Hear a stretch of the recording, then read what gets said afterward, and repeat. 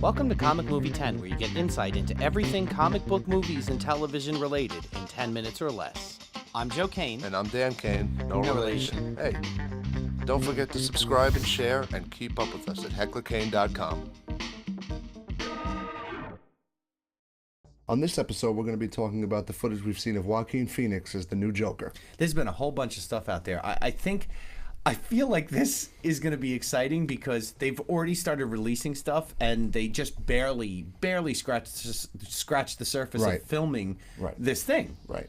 I mean, we saw footage of it. The first thing that came to mind as far as appearance. Okay, was the suit, 60s. Yes. The 60s. And I'm looking at it like, all right, he has the Heath hair, but I can't stop thinking about Cesar Romero as I'm looking at it. You know what? There's a lot of references to Cesar Romero. In one of the clips that we saw, he pulls off a mask he already was done, which they had done in The Dark Knight.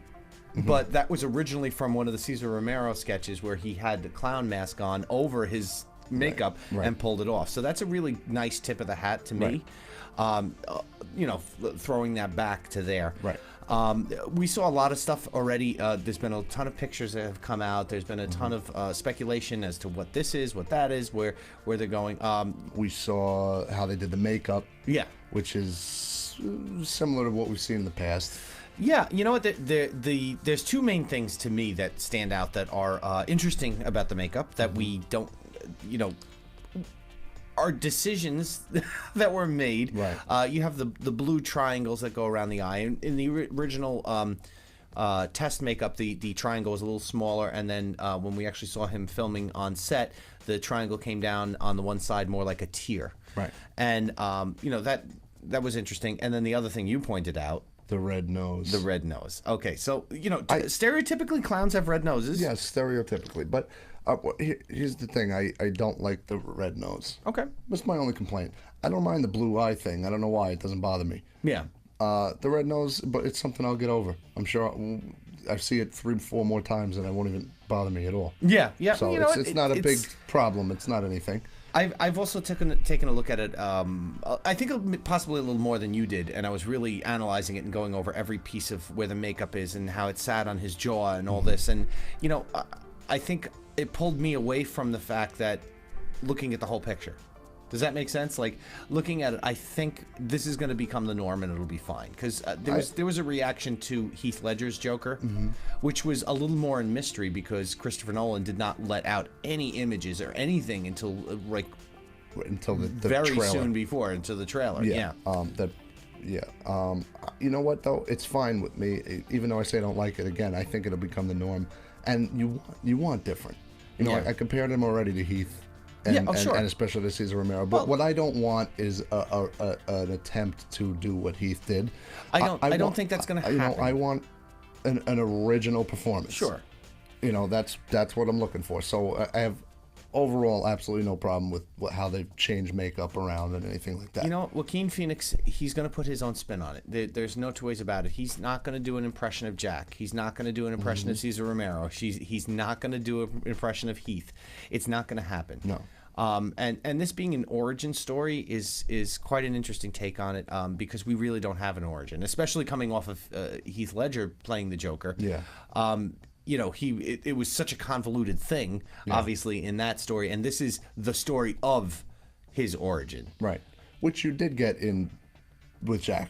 Yeah, you had the Jack Napier character. He was basically Jack Napier, who was a mobster, and Well, we did a comparison recently of the Dark Knight versus Batman '89, and we really got into that there about the comparisons between the two and the differences between the two. So, if you get a chance, go take a look at that and come back to this one. But looking at the background that we have so far, what do we know? We know that it's kind of posing itself from what we see so far along the lines of what The Killing Joke was, which is one of the great graphic novels of all time, if you ask me. I really got into that, and they did a great adaptation in a cartoon version of it. And it gave a background story to the Joker, and this seems to be along the lines of what they're going for. Right. They're posing him as a comedian. We know that Robert De Niro is going to be playing a comedian in this. We have a couple other people that are going to be in this. Brett Cullen is signed on as Thomas Wayne. We have Zazie Beetz, who is playing a character named Sophie Dumond. So, we have some star power that's behind this also, which is great. Yeah, absolutely. And one of the images that reminds me of, the comics and the whole thing when he's got the clown and he's talking to him and he pulls the nose off of him and throws the nose into the street. If you look at the behind them where he's walking out of is the amusement mile. Yeah. Well, specifically in the comic, The Killing Joke, there was the whole majority of what took place in an amusement park. It didn't have specifically amusement mile, right? But amusement mile is definitely from the comics. It's definitely something that tied in the Joker. It was a place of refuge for the Joker. So it is a really cool thing. It's interesting to go, okay, well, this Joker's not going to have any chemical burns. Right. Or this Joker's not going to have any scars. So, it's really a psychological delve. Right. Or is that something that came later because this is an origin story? We will find out. We will find out, yeah. This is going to be non-canon DCU. So it's hypothetically not going to be tied into anything that's going to be... It's a standalone. Yeah, it's a standalone. It's not going to be tied into anything. They're calling it DC Black.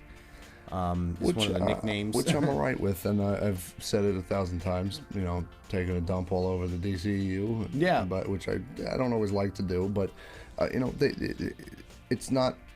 I don't have a problem with a standalone movie at this point, to be honest with you, with everything and how it's gone, and, not doing it the same as far as group movies that Marvel has done. So let's branch out. Let's do something different. Well, the Dark Knight series was such a successful thing, and that was its own series to itself. Yes. You had the Batman series, which was good until they brought in Joel Schumacher. But they were all standalone things. They weren't meant to be a part of a bigger thing, and maybe that's how DC has to go now.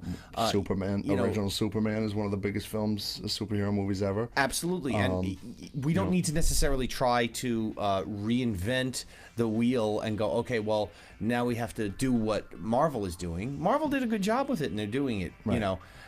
Maybe DC needs to focus in more on these like individual stories and see where that's going. Absolutely. Anybody in this that you would like to see as a cameo type of thing? Like I know there's a Thomas Wayne, and already the train station that we saw had Wayne down with Wayne or whatever. They were anti-protest or protesting some sort of thing with Wayne on it. Right. I mean, that's a good question. I hadn't thought of that. I mean, other than the Waynes, and if this is a real origin story, just the Killing Joke area where all that is. Yeah, just going back to that and having references from that, if that's the avenue that they're going. Yeah, pretty much.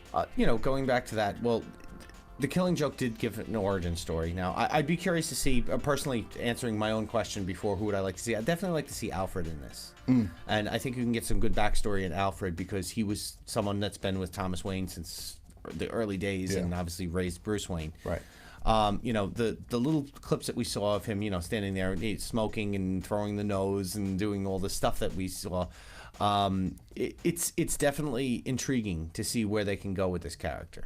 Let us know what you think and tell us who you would like to see in the Joker movie. We'll see you next time on Comic Movie 10.